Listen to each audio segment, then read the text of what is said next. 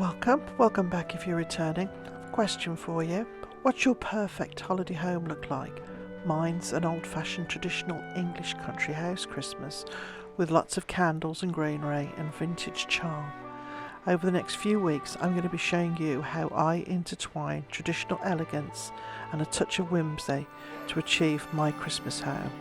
We'll be thrifting, collecting treasures from around the house and crafting one-of-a-kind decor pieces.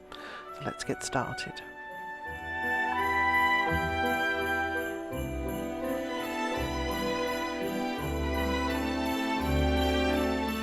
When it comes to furniture, any time of the year, the most important thing is comfort.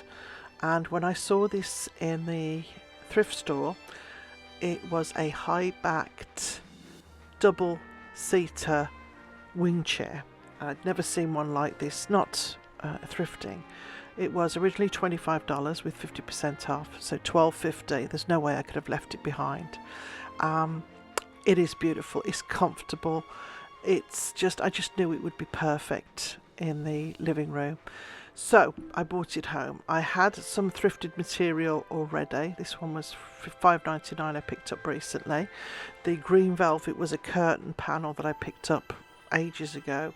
And then I also had the bit of green menswear, like a Harris tweed, herringbone tweed that I'd had from a previous project, and then this was left over from the coffee table footstool that I made last week. I didn't really have enough to do the whole chair in one fabric, so I figured I would do various elements of the chair in the different fabrics and give it that real menswear, English country, sort of shooting lodge look. And well, that was the idea. So I'm going to show you how I got started.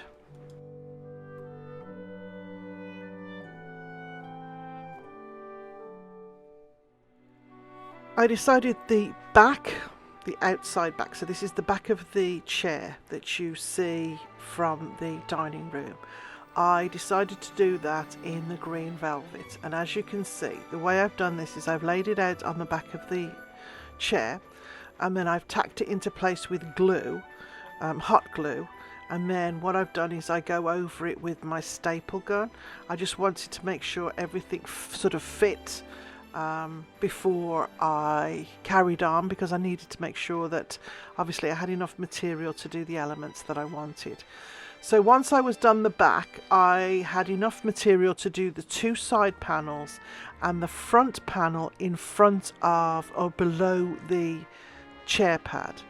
So that's what I did next. I did the same thing. I tacked it into place with the glue gun and then went over it with the staple gun. I then placed the main material, which I had most of, on the back panel, and I was going to do the inside. So I did the back panel, the two inside of the arms, and of course Dudley was there to help me as always, and Moose also came down to give us a bit of a hand as well. So as you can see, I've done the two inside panels on each side and the back panel in this same like a woolen stripe. Again, doing exactly the same thing, tacking it into place with the glue and then going over it where I could with the staples.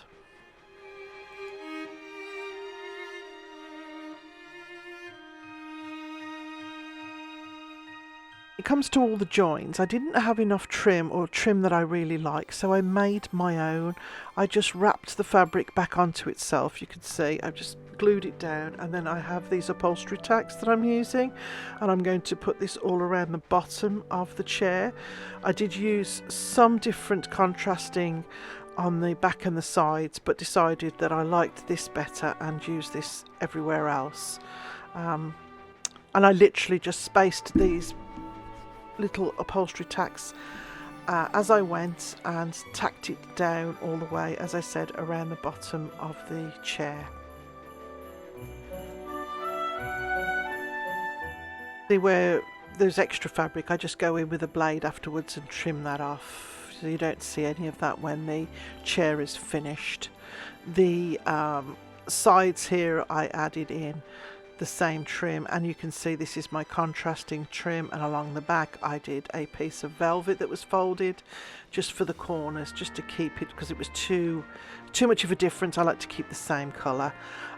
With the actual chair pad, I used the 2 pieces of menswear fabric and covered the existing chair pad.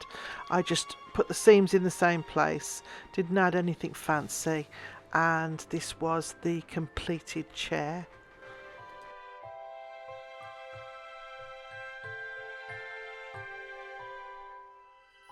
Going to be honest, I was a little worried that it wouldn't all sort of tie together, but I'm extremely happy with how it turned out.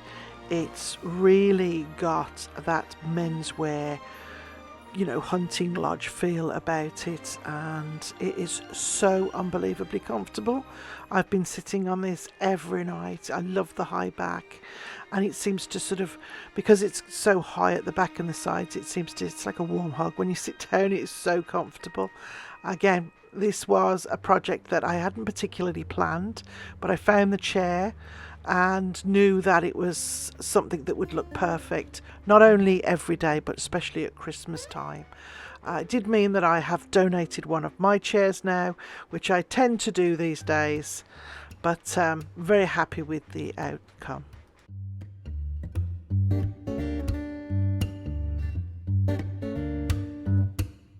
This is a project that has been planned for a while, and I knew I wanted to do it before the winter comes.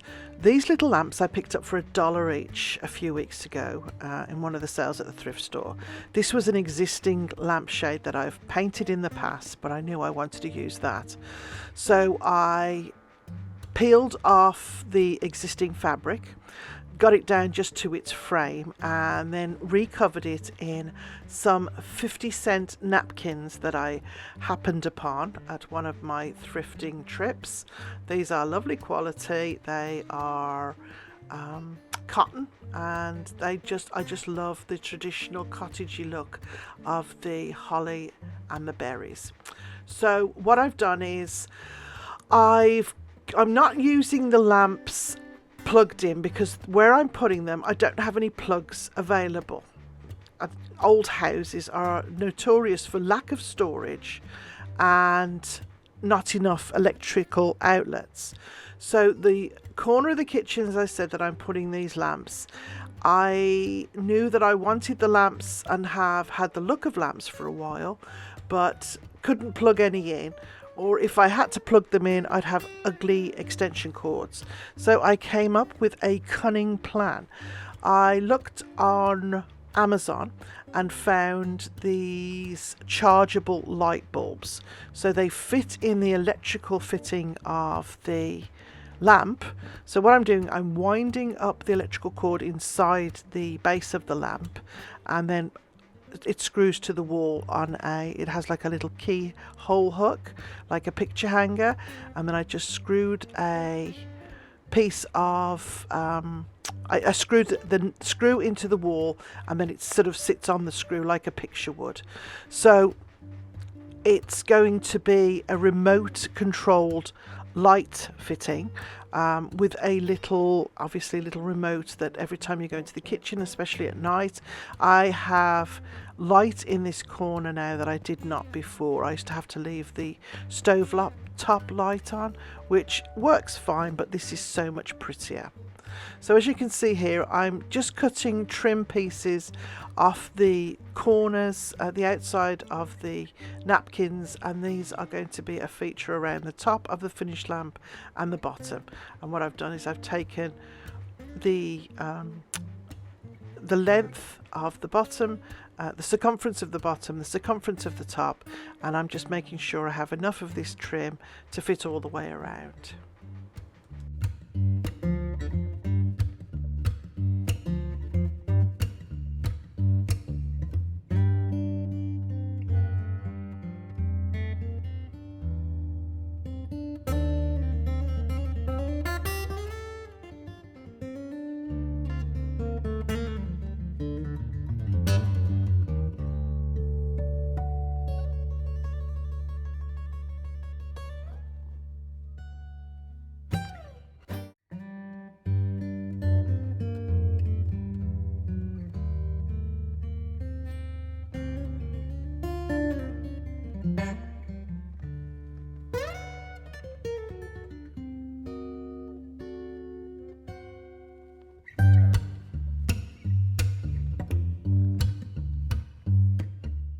So once I have my trim bits ready, I have cut the length of the material to fit just a little bit above and a little bit below. I've tacked it into place with a touch of glue, and then I'm going to put this all the way around the lamp. I'm going to have to do this in 2 pieces, so I end up using 4 napkins for this job. But you can see here, it's just a matter of getting it into place, stretching it out and gluing it down, and then just filling in the backspace that didn't fit the entire piece of material the first time. So as you can see, both lampshades are now done, and this is the trim that I made earlier, and all I'm doing is cutting little slits up until the border part, and this will give us a nice little fringe look around the top and the bottom of both of the lampshades. It's very rustic, it's very homemade looking, but it certainly does add to that country cottage look that I'm going for. So once that is glued into place, top and bottom, on both of the lampshades, I am going to get the actual lamp. It's a bit goldy. I've taken a piece off it, so I'm going to be adding an extra little embellishment piece to the front of it, and I'm going to be giving it a coat of rub and buff just to make it not quite so ugly gold and a bit of a prettier antique gold.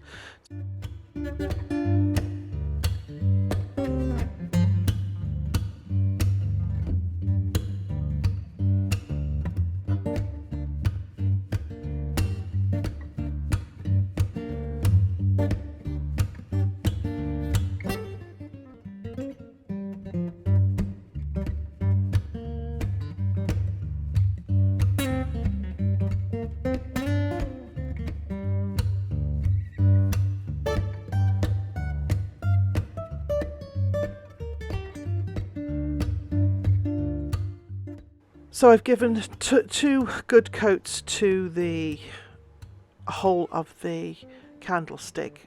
I did take a piece off this candlestick. It was like a ball that just didn't go with anything, so I've removed that, and I'm going to be adding in its place these little embroidery rings that I'm going to be giving also a coat of the same rub and buff, and then I'm going to be inserting the fabric, the same fabric as the lampshade, and then I'm going to stick these on the front of the candlestick, the holder where the embellishment came off, and we should be ready to assemble it and put it on the wall.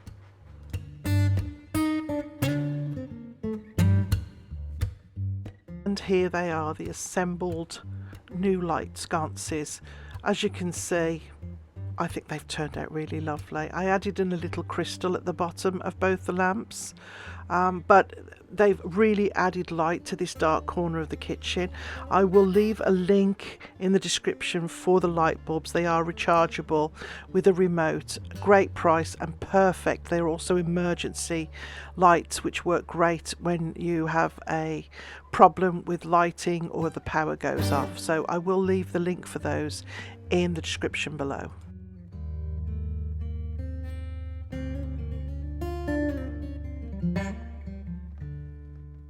So this next craft is using up the leftover material from the chair makeover that I did.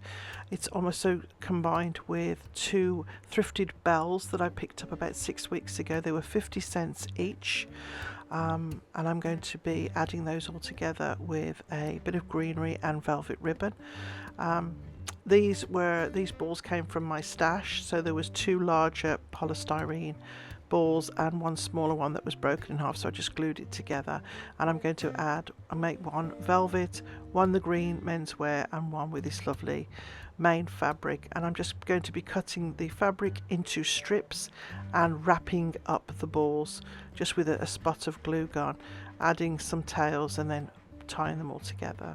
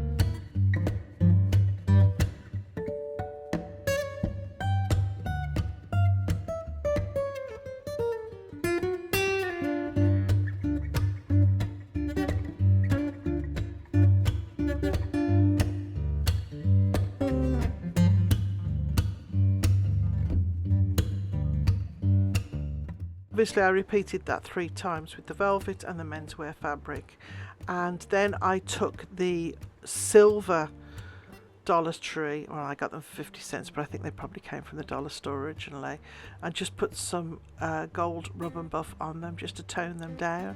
I did have this greeny that was already stuck to them, but I didn't like it, so I added in some more greenery and also a piece of velvet ribbon.